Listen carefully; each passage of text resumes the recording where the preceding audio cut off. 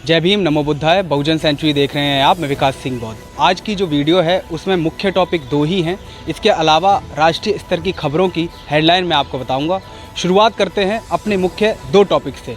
हमारा पहला टॉपिक है, बीएसपी उम्मीदवार ने असम के सीएम हेमंत बिस्वा शर्मा के खिलाफ सांप्रदायिक सौहार्द बिगाड़ने का मामला दर्ज कराया है। आखिर क्या है पूरा मामला, आगे वीडियो में जानेंगे। हमारा दूसरा टॉपिक है, दिल्ली के हाई कोर्ट ने कांग्रेस की समा मोहम्मद के खिलाफ लापरवाह टिप्पणियों के लिए बीजेपी के संजू वर्मा को फटकार लगाई है। आखिर क्या है पूरा मामला, आगे वीडियो में जानेंगे। अब मैं आपको राष्ट्रीय स्तर की खबरों की हेडलाइंस बता देता हूं। हमारी पहली हेडलाइन है, हिमाचल प्रदेश के उच्च न्यायालय ने कहा कि अवैध विवाह से हुए बच्चों का जन्म पंजीकरण से वंचित नहीं किया जा सकता है। न्यायमूर्ति ज्योत्सना रेवाल दुआ ने कहा कि ऐसे बच्चे जीवित प्राणी हैं और इसे कानून में स्वीकार करने की आवश्यकता है। हमारी दूसरी हेडलाइन है, मद्रास हाईकोर्ट ने केंद्र से फिल्टर तंबाकू उत्पादों पर प्रतिबंध लगाने का आग्रह किया। न्यायालय ने तमिलनाडु सरकार को राज्य भर के सभी जिलों में बाल तंबाकू निषेध केंद्र स्थापित करने का भी निर्देश दिया, ताकि यह सुनिश्चित किया जा सके कि प्रतिबंधित तंबाकू उत्पादों के आयोग के आदि नाबालिगों को परामर्श दिया जाए और उनका इलाज किया जाए। हमारी तीसरी हेडलाइन है, मुंबई हाई कोर्ट ने गुरुवार को वर्षीय यौन उत्पीड़न पीड़िता को 30 सप्ताह की गर्भावस्था को समाप्त करने की अनुमति दे दी। न्यायालय ने कहा कि नाबालिग को गुरुवार को ही यहां सरकारी जेजे अस्पताल में गर्भपात की प्रक्रिया से गुजरना होगा। लड़की ने अपने पिता के माध्यम से गर्भावस्था को समाप्त करने की अनुमति के लिए उच्च न्यायालय का रुख किया था। हमारी चौथी हेडलाइन यूपी से है। बरेली में लाठी डंडों और पत्थरों से लैस हिंसक जुआरियों से बचने के लिए यूपी पुलिसकर्मी ने खुद को मंदिर में बंद कर लिया। घायल अधिकारियों सब इंस्पेक्टर शुभम चौधरी और कांस्टेबल मनीष को जिला अस्पताल ले जाया गया, जहां उनका फिलहाल इलाज चल रहा है। आप हमें कमेंट बॉक्स में लिखकर ज़रूर बताएं कि इस वक्त यूपी में कौन सुरक्षित महसूस कर रहा होगा। हमारी पांचवी हेडलाइन है, चुनाव आयोग ने अलका तिवारी को मुख्य सचिव नियुक्त करने के झारखंड सरकार के प्रस्ताव को स्वीकार कर लिया। झारखंड में विधानसभा चुनाव 2 चरणों 13 नवंबर और 20 नवंबर में होंगे। 1988 बैच की तिवारी वर्तमान में कैडर में सबसे वरिष्ठ IAS अधिकारी हैं। हमारी छठी हेडलाइन है कि पूर्णिया के सांसद पप्पू यादव ने कहा, सलमान खान को बचाना या नहीं यह सरकार की जिम्मेदारी है। जीवन और मृत्यु किसी के नियंत्रण से परे है, फिर भी वह अपने कर्तव्य पर ध्यान केंद्रित करते हैं। सोशल मीडिया पर उन आलोचनाओं से बेपरवाह हैं कि वह भयभीत हैं या सुरक्षा की मांग कर रहे हैं। हमारी सातवीं हेडलाइन है, बडगांव में आतंकी हमले में यूपी के 2 मजदूर घायल। 18 अक्टूबर के बाद से जम्मू कश्मीर में इस तरह की यह 5वीं घटना है। हमारी 8वीं हेडलाइन है, इकोनॉमिस्ट अरुण कुमार कहते हैं, फूट डालो राज करो पर आधारित बहुसंख्यकवाद कैसे खुद को कमज़ोर करता है। बहुसंख्यकवाद कमजोरी की स्वीकारोती है, जिसे खुद पर जोर देने और आत्मविश्वास हासिल करने के लिए, श्रेष्ठ महसूस करने के लिए किसी दूसरे की ज़रूरत होती है। यह लेख द वायर वेबसाइट पर है, आप पूरा आर्टिकल वहां पढ़ सकते हैं।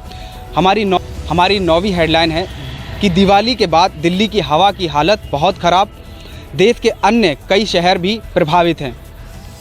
हमारी 10वीं हेडलाइन है, हेमंत सोरेन की चुनाव आयोग से मांग, भैया दूज से छठ तक सरकारी कर्मियों की छुट्टियां ना रोकी जाएं। हमारी 11वीं हेडलाइन है, ASP चीफ चंद्रशेखर आज़ाद ने बटेंगे तो कटेंगे के सामने अपना नारा रख दिया है। वे कहते हैं, पढ़ेंगे तो आगे बढ़ेंगे, साथ साथ चलेंगे। यह नारा कितना कारगर रहेगा, आप हमें कमेंट बॉक्स में बताएं। हमारी 12वीं हेडलाइन है, एक एक्स यूज़र ने एक पोस्ट करके लिखा, आख थू ऐसे सिस्टम और सोच पर।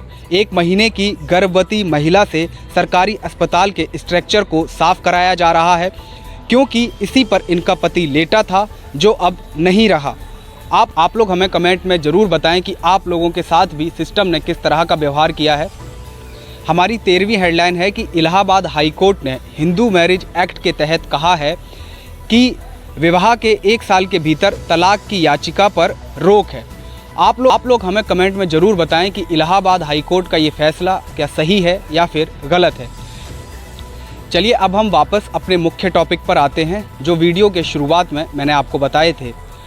अब मैं आपको पहला टॉपिक एक्सप्लेन करता हूँ। झारखंड में बीएसपी के हुसैनाबाद सीट के उम्मीदवार कुशवाहा शिवपूजन मेहता ने शुक्रवार को असम के मुख्यमंत्री हेमंत बिस्वा शर्मा के खिलाफ झारखंड के पलामू जिले की एक अदालत में कथित तौर पर सांप्रदायिक सौहार्द बिगाड़ने का मामला दर्ज कराया है। उम्मीदवार दरअसल झारखंड के हुसैनाबाद का नाम बदलने के प्रस्ताव पर भाजपा के हेमंत बिस्वा शर्मा के खिलाफ शिकायत दर्ज कराई गई है। उम्मीदवार के वकील ने यह बात बताई। मेहता के वकील संजय कुमार अकेला ने बताया कि शिकायत मुख्य न्यायिक दंडाधिकारी की अदालत में दर्ज कराई गई है। उन्होंने कहा मामले को 16 नवंबर को सुनवाई के लिए सूचीबद्ध किया गया है। मैं आपको बताना चाहता हूं कि असम के मुख्यमंत्री बहुजन समाज के अनुसूचित जाति के बारे में आखिर क्या ख्याल रखते हैं। वे कहते हैं ब्राह्मण, क्षत्रिय और वैश्यों की सेवा करना शूद्रों का स्वाभाविक धर्म है। हालांकि बाद में उन्होंने इस ट्वीट को डिलीट कर माफ़ी मांग ली थी। उन्होंने आगे कहा था कि भगवान श्री कृष्ण स्वयं वैश्यों और शूद्रों के स्वाभाविक कर्मों का वर्णन करते हैं। आप लोग हमें कमेंट बॉक्स में ज़रूर बताएं कि भारत के जितने भी नेता हैं क्या उन्होंने संविधान को पढ़ा है, और अगर नहीं पढ़ा है तो फिर वो शपथ किसकी लेते हैं। अब मैं आपको दूसरी मुख्य खबर बताता हूं और आखिरी भी। न्यायमूर्ति विकास महाजन ने एक्स को, जो कि पहले ट्विटर था, को कांग्रेस प्रवक्ता की प्रतिष्ठा को नुकसान पहुंचाने वाले 1 दर्जन से अधिक ट्वीट हटाने का आदेश दिया। आइए जानते हैं आखिर पूरा मामला क्या है। दिल्ली हाई कोर्ट ने हाल ही में न्यूज़ 18 को एक समाचार बहस के यूट्यूब वीडियो को हटाने का आदेश दिया था, जिसमें बीजेपी के प्रवक्ता संजू वर्मा ने कांग्रेस प्रवक्ता डॉक्टर शमा मोहम्मद के खिलाफ अपमानजनक शब्दों का इस्तेमाल किया था। वर्मा ने मोहम्मद के खिलाफ बेवकूफ़ औरत जैसे शब्दों का इस्तेमाल किया था और बयान दिया था कि शमा मोहम्मद उतनी ही बेशरम है जितनी वे आते हैं। वह डॉक्टर भी नहीं है, आप डॉक्टर भी नहीं हैं, आप मदरसा ब्रेड बिग्गो हैं।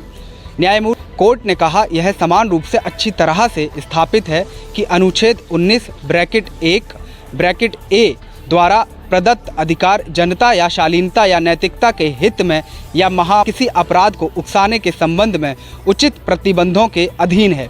इस स्वतंत्रता का प्रयोग सावधानी से किया जाना चाहिए, जिसे किसी भी राजनीतिक इकाई व्यक्ति द्वारा तुच्छ लाभ के लिए आधारहीन अपमानजनक बयानों से नष्ट करने की अनुमति नहीं दी जा सकती।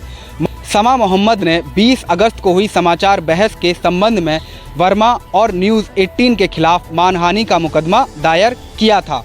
आज ही की खबर ले लेते हैं। मैं आपको बताता हूं कि शिवसेना के उद्धव गुट के नेता और सांसद अरविंद सावंत कहते हैं उनकी हालत देखिए, जिंदगी भर वो भाजपा में रहीं, फिर वो दूसरी पार्टी में गईं। हमारे यहाँ इम्पोर्टेड माल नहीं चलता है, हमारे यहाँ ओरिजिनल माल चलता है। इस पर शिवसेना शिंदे गुट की उम्मीदवार ने कहा माल नहीं महिला हूँ। फिलहाल आज की रिपोर्ट में सिर्फ इतना ही। अगर आपको यह रिपोर्ट पसंद आई हो तो कृपया लाइक कीजिएगा, कमेंट करके बताइएगा, और अगर आप चैनल पे नए हैं तो प्लीज़ चैनल को सब्सक्राइब कीजिएगा। हम फिर मिलेंगे यहीं आपके चैनल पे बहुजन सेंचुरी पर एक नई रिपोर्ट के साथ।